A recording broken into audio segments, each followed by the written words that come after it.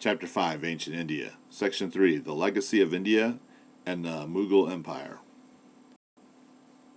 We will first talk about the legacy, or the religious legacy of India.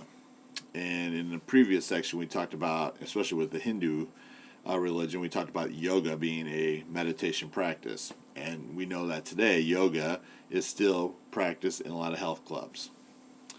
Most people in India are now Hindu, and about 1 million people in the United States practice Hinduism. Buddhism, which also began in India, did not remain very popular in India, but it will spread to other parts of Asia, especially China and Japan and Southeast Asia, Europe, and the United States as well. Mohandas Gandhi, a very famous Indian, will use ahimsa to gain independence from Great Britain. If you remember, ahimsa is the Hindu word for nonviolence, and he used nonviolence to gain independence for India. And Gandhi inspired a civil rights leader in America, Martin Luther King Jr., to gain rights for African Americans by using nonviolence. Moving into India's artistic legacy, one of India's greatest writers was a guy named Kalidasa, who wrote a play called Shakuntala. Shakuntala tells the story of a beautiful girl who falls in love with and marries a middle-aged king. After Shakuntala and her husband are separated, they suffer tragically because of a curse that prevents the king from recognizing his wife when they meet again. That's just so sad I can't even read anymore. Anyway, because of Kalidasa, writing academies emerged in southern India. Traveling troupes of actors would put on performances in cities across the kingdom. Bollywood is one of India's most busiest industry when it comes to the movie industry. Movies are very popular in India, and it has the world's largest motion picture industry. India's huge population and cultural diversity are reflected in its films, which are produced in 52 languages. About 5 million people work in the Indian movies. Indian movies are often based on myths and folk tales. They also feature love stories and crime dramas. They also take on some, kind of put a twist on American movies. For example, one Hollywood collaboration would be a kind of a one-off of a famous movie called Pride and Prejudice. It's called Bride and Prejudice. You get the idea.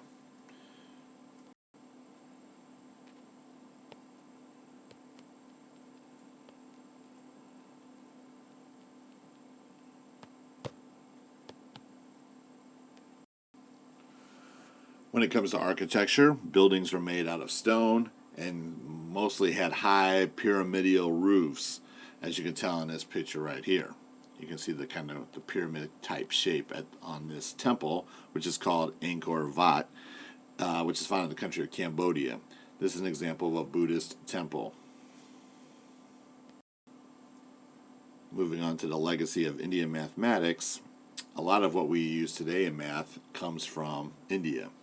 The numerals that we use today originate from India. They are called Hindu-Arabic numerals. So the 3 and the 5, which we all use today, are Hindu-Arabic numerals. The decimal system was created by India, as well as the symbol for 0.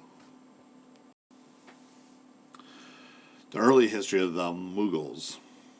These were Muslims who come from Central Asia, and they invaded India. This group is called the Mughals, and they will take control of India. One of the early leaders of the Mughals was a guy named Akbar, who you see right here. He was the leader and won India by having a disciplined army with better weapons and armor than the Indians who lived in the country. Babur's grandson will be Akbar, and he will become the new king, if you will, of India.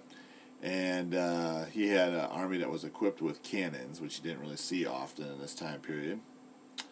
Akbar appointed local leaders as officers in his army and did not impose his own beliefs on his people. All people could hold government positions, and a new tax system based on land wealth was put in place.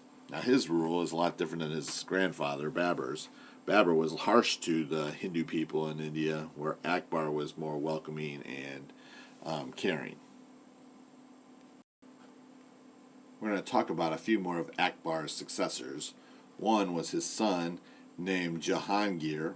At one point, he rebelled against his father and may have even tried to kill him.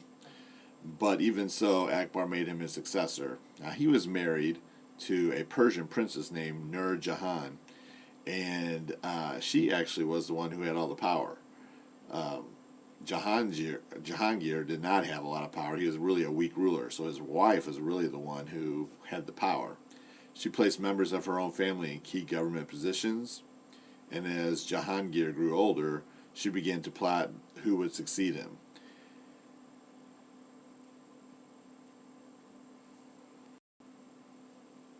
Here's Jahangir and his wife Nur Jahan.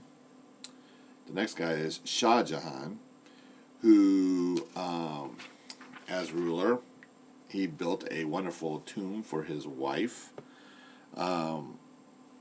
This is him right here. And this is the tomb. It's a very famous building in India called the Taj Mahal. Shah Jahan loved his wife, but in order to become the king of India, he had to kill all his rivals. So he did that, and he really loved his wife, so he built this temple for her as a tomb when she died. It is considered one of the most famous, world's most magnificent and famous and recognizable buildings in the world. Now, when Shah Jahan fell ill in 1657, his four sons started to fight over who was going to take over the Mughal throne.